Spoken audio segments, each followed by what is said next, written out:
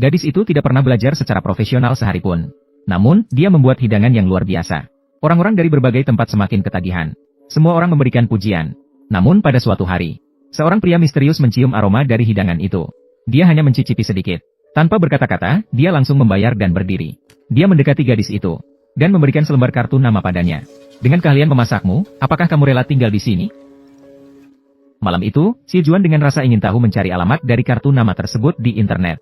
Astaga! Ternyata itu adalah restoran kelas atas di seluruh negara. Tempat yang menjadi rebutan para tokoh terkenal dan kaya untuk makan. Bahkan untuk reservasi atau antrian harus menunggu 2 tahun. Kepala koki restoran itu adalah koki legendaris Lawang. Keesokan harinya, Si Juan datang seperti biasa ke stan untuk menggoreng mie. Sebuah mobil mewah berhenti di depan toko. Si Juan sudah muak dengan kehidupan miskin yang sama setiap hari. Dia mengumpulkan keberanian dan naik ke mobil. Dia yang belum berpengalaman datang ke sebuah gedung mewah. Dibawa ke dapur mewah. Kompor di sini sangat mewah. Peralatan dapur bersih hingga bisa menjadi cermin. Hal ini membuatnya terpesona. Tak lama kemudian, sekelompok koki muncul berbaris. Semuanya laki-laki. Semuanya sangat misterius. Kemudian, koki kepala yang paling misterius muncul. Hari ini dia akan mewawancarai 2 orang. Soal ujiannya terlalu mudah. Membuat nasi goreng. Terlalu mudah. Kemudian mereka menyiapkan bahan makanan. Lawan dari Si Juan. Seorang mahasiswa doktoral lulusan New Oriental College.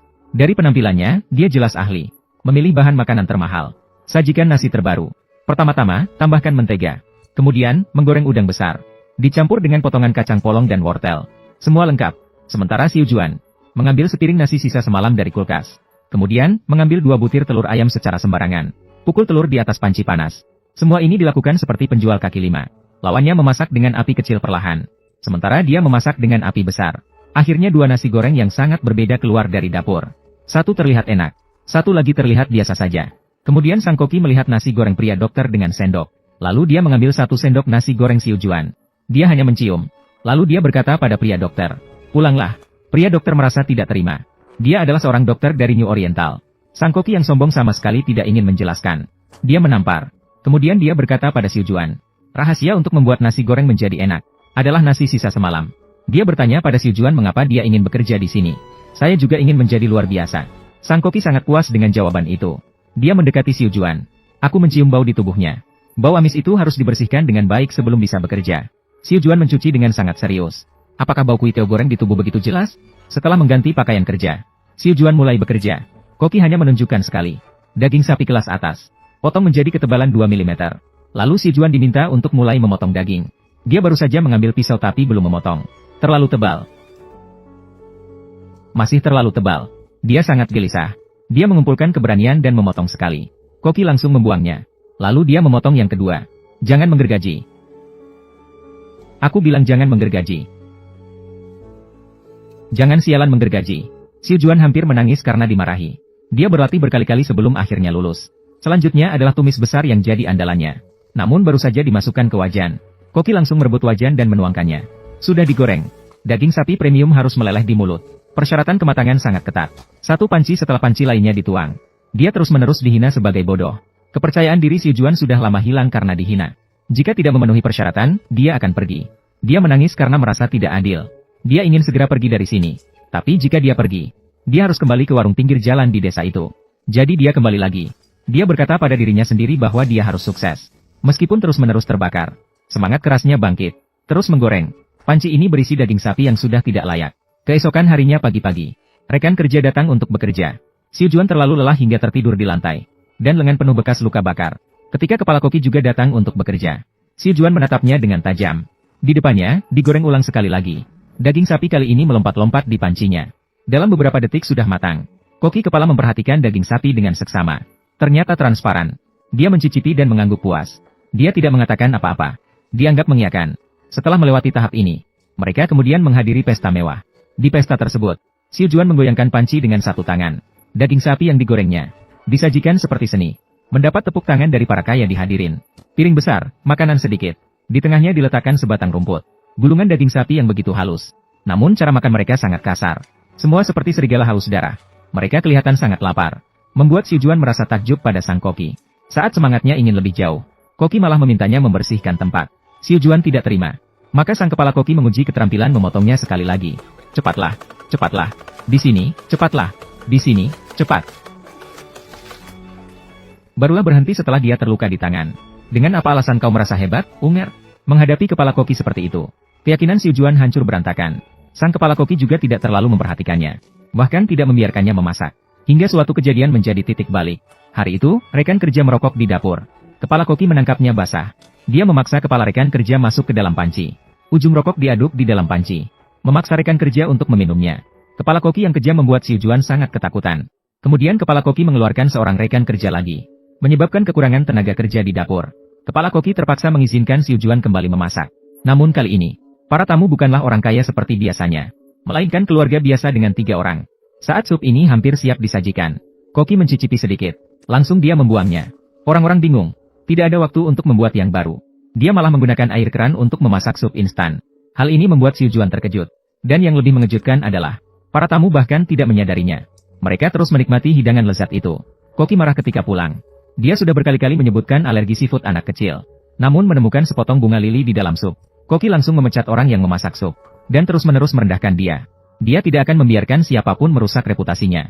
Orang itu langsung menusuk dengan pisau. Akibatnya, dia harus dirawat di rumah sakit. Hanya Xiu Juan yang datang menjenguknya. Koki juga menunjukkan sisi lemahnya. Dia bercerita bagaimana dia menjadi koki terkenal. Dia tinggal bersama ibu yang bekerja sebagai pelayan di rumah majikan saat kecil. Sering melihat tuannya makan kaviar. Didorong oleh rasa ingin tahu, dia diam-diam membuka lemari es. Ibunya juga malu karena itu dihina oleh tuan rumah. Saat membersihkan lantai, dia mencicipi sedikit kaviar yang jatuh ke lantai. Dan menemukan makanan mewah senilai jutaan. Ternyata bau amisnya membuatnya lebih tidak enak. Pada saat itu dia menyadari bahwa orang kaya tidak makan untuk rasa, melainkan sebagai simbol status. Bertahun-tahun kemudian, dia menjadi seorang koki. Dia memanfaatkan psikologi orang kaya yang hanya mementingkan harga bukan rasa. Sehingga membuat orang kaya memujanya. Setiap kali membuktikan bahwa orang kaya sebenarnya tidak peduli dengan rasa. Mereka hanya mencari hiasan kemewahan. Kadang-kadang dia menggunakan bahan makanan murahan sebagai bahan makanan mewah. Dan tidak pernah dipertanyakan. Keluarga itu terlilit utang besar pada kesempatan sebelumnya. Dan tidak mampu melunasinya. Laki-laki itu memutuskan untuk membawa istri dan anak perempuannya bersama. Sebelum meninggal, mereka menghabiskan semua tabungan mereka. Undang Koki untuk membuat hidangan terbaik. Namun dia sama sekali tidak menyangka. Koki menggunakan bumbu mie instan untuk menipunya.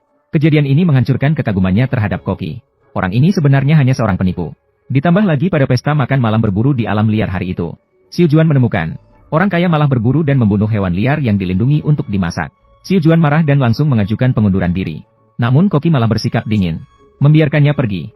Sayangnya, pada saat itu ayahnya jatuh sakit. Xiu Juan berjuang keras untuk mendapatkan satu tempat tidur. Biaya pengobatan yang tinggi membuatnya harus menundukkan kepala. Dia mengeluarkan kartu nama yang diberikan investor padanya. Dia benar-benar membutuhkan uang. Investor membuat restoran mewah khusus untuknya. Ini juga menggunakan strategi pemasaran yang klasik. Dikemas sebagai koki wanita paling populer dan berkualitas. Strategi pemasaran yang hanya ditujukan kepada orang kaya kembali berhasil. Meja yang sulit dipesan menjadi simbol kebanggaan bagi orang kaya. Pada hari itu, mantan kepala koki juga datang. Xiu Juan menampilkan hidangan baru yang dia ciptakan sendiri. Dia berharap bisa mendapatkan pengakuan darinya. Namun mantan kepala koki terus-menerus merendahkan dia hanya karena uang. Apa hubungannya, apakah makanannya enak atau tidak? Mengapa perlu berpura-pura? Terus-menerus merendahkan Xiu Juan. Xiu Juan terdiam. Karena dia memang sudah menjadi seperti itu. Sikapnya juga menjadi sangat mudah marah. Seperti mantan kepala koki yang tidak berperasaan. Teman dan keluarga juga mulai menjauh. Namun dia tidak mau menyerah begitu saja. Dia bertekad untuk menjadi seorang koki terbaik secara sejati. Untuk mendapatkan lebih banyak kesempatan untuk bersinar. Investor membantunya. Memenangkan undangan untuk makan malam dengan seorang bangsawan. Mantan kepala koki juga bersaing di atas panggung. Ini seperti pertarungan di arena. Xiu Juan menatap guru di depannya dengan tajam. Untuk sukses, harus mengalahkannya. Xiu Juan pertama kali bertindak. Menyajikan hidangan yang disebut kemenangan gelombang belakang. Hidangan laut yang lezat.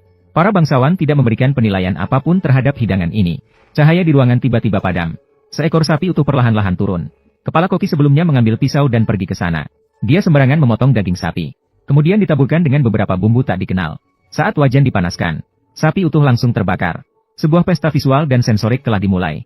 Ini membangkitkan kesombongan dalam hati para bangsawan. Kepala koki sebelumnya mengambil pisau pertama. Seperti memberi makan ternak, dimasukkan ke mulut wanita bangsawan. Seolah-olah satu suapan itu adalah simbol kekuasaan dan status. Melihat pemandangan ini, semua bangsawan segera mendekat dengan cepat. Mengunyah hidangan mewah ini tanpa sopan. Bagaimana Xiu Juan bisa mengalahkannya? Hanya dengan menggunakan keahlian 10 tahunnya. Dia mengangkat wajan dengan tenang. Menggunakan bahan makanan termurah. Memasak mie goreng sederhana untuk para elit. Bagi Xiu Juan, masakan rumahan adalah makanan yang sebenarnya. Karena elit belum pernah makan makanan murah ini. Bahkan semua orang memberikan pujian. Xiu Juan yakin dia sudah menang. Kemudian sang kepala koki menuangkan mangkuk demi mangkuk sup. Warna sup itu membuat si Juan langsung mengenali itu sebagai bumbu mie instan. Semua orang di ruangan itu, tapi semua merasakan kenikmatan yang luar biasa. Sungguh merendahkan kecerdasan mereka. Kepala koki sebelumnya mencoba merendahkan si Juan dengan cara ini. Kamu tidak bisa mengalahkan saya. Karena orang yang berpenampilan rapi tidak peduli dengan rasa. Mereka makan kebanggaan yang saya bawa. Saat Xiu Jian tenggelam dalam perasaan kegagalan, tiba-tiba datang beberapa orang. Mereka semua memegang ponsel di tangan mereka. Memutar sebuah video. Itu adalah gambaran mantan koki memasak hewan yang dilindungi negara. Dalam sekejap mata, mantan koki jatuh dari puncak ke lembah. Dia marah besar dan mengumpat Xiu Jian. Ternyata semua ini ulah investor.